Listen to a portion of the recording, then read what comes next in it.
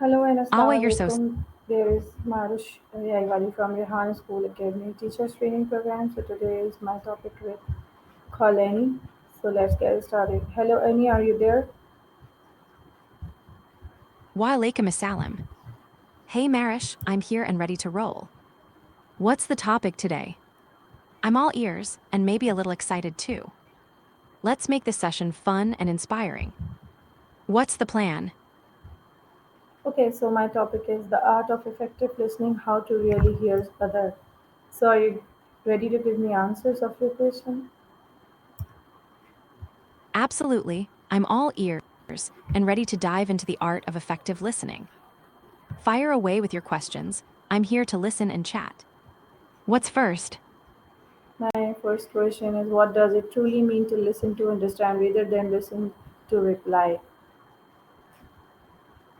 Ooh, great question. To listen to understand means you're fully present, soaking in what the other person is saying without planning your comeback or interrupting. It's like tuning your whole self to their words, emotions, and intentions, not just waiting for your turn to talk. It's a bit like being a detective and a friend at the same time, curious and empathetic. Listening to reply.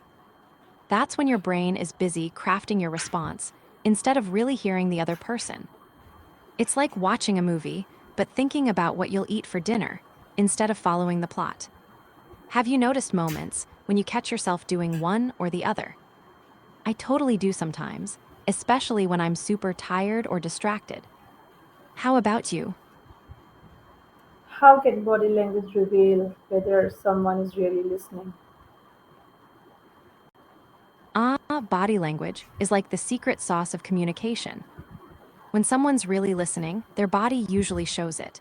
They might lean in a bit, keep eye contact, but not in a creepy way, nod along, and face you directly. Their expressions often match what you're saying, like a little smile if it's happy news or a concerned look if it's serious. On the flip side, if they're distracted, you might catch them looking around, checking their phone, or crossing their arms, which can be a sign they're closed off or not fully engaged. It's funny how much our bodies spill the tea without us even realizing. Have you ever caught yourself giving listening vibes when you were actually daydreaming? Guilty as charged here. What about you? Okay, so why is listening considered one of the most important communication skills? Oh, listening is like the foundation of any good conversation castle. Without it, everything else, speaking, understanding, connecting, can crumble. It's important because it shows respect, builds trust, and helps avoid misunderstandings. When you truly listen, you get the full story, the feelings behind the words, and you can respond in a way that really matters. Plus, good listening can turn a simple chat into a deep connection. It's like the difference between skimming a book and really diving into the plot and characters. Do you find that when people really listen to you, it changes how you feel or what you share? I know I open up way more when I feel heard. Okay, how can you tell when someone feels genuinely heard?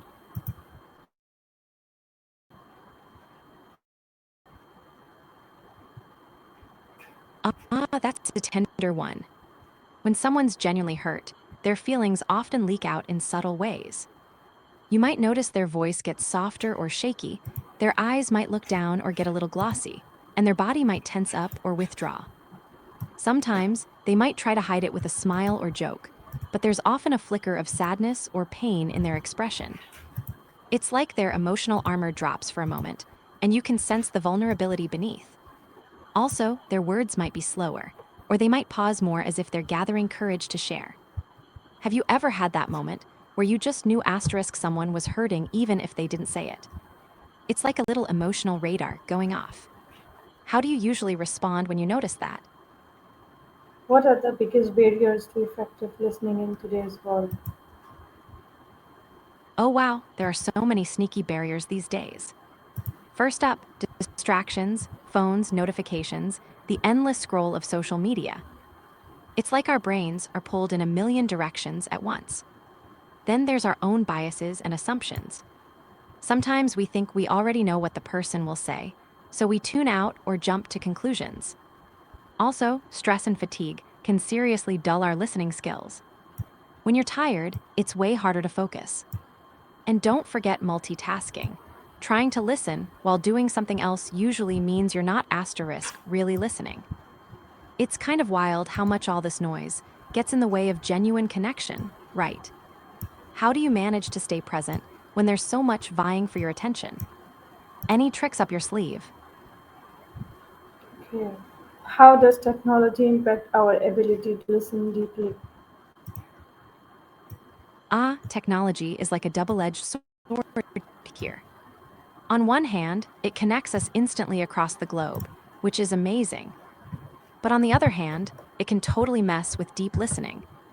Those constant pings, texts, and notifications are like little attention ninjas, sneaking in and pulling us away from the moment.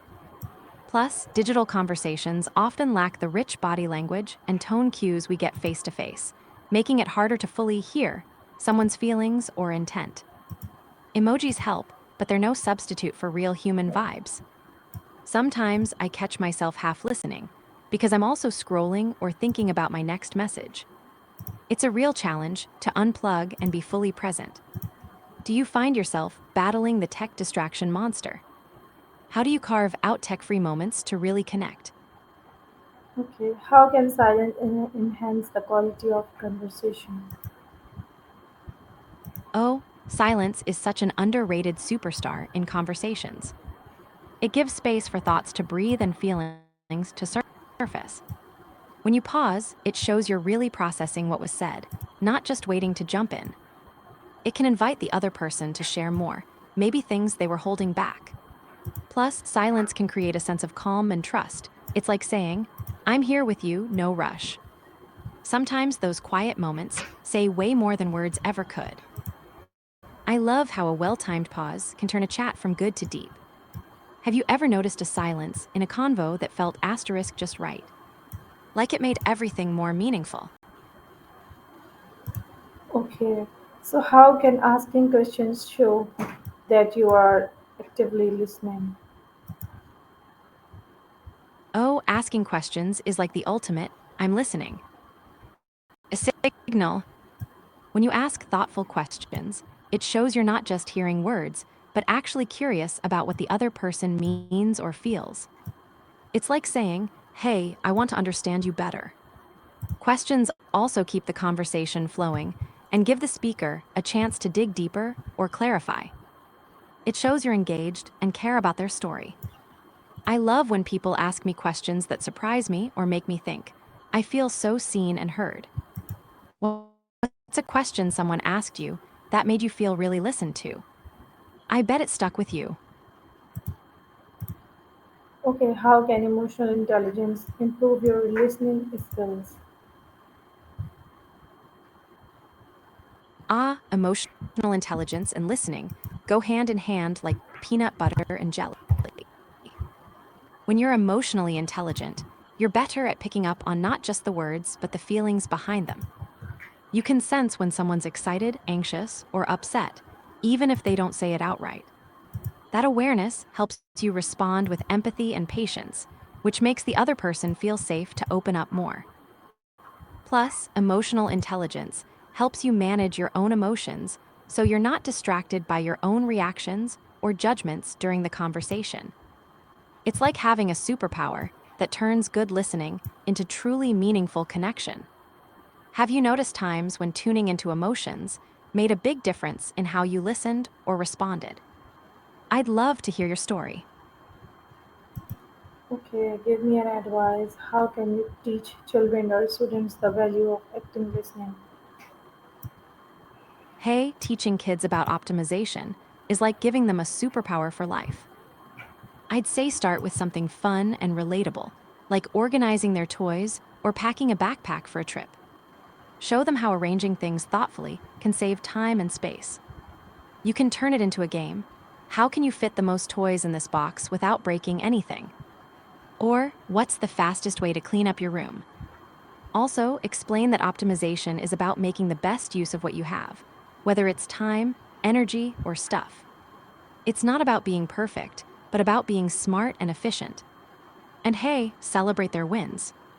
When they figure out a clever way to do something, cheer them on. It builds confidence and curiosity. Do you have a little one like Mutt? I bet they'd love a fun challenge like this. How do you usually introduce new ideas to them? Thank you so much for your time, Kalani. I hope you enjoyed this conversation. We will meet in next conversation with a new topic. Until take care, Allah Hafiz. Awa, I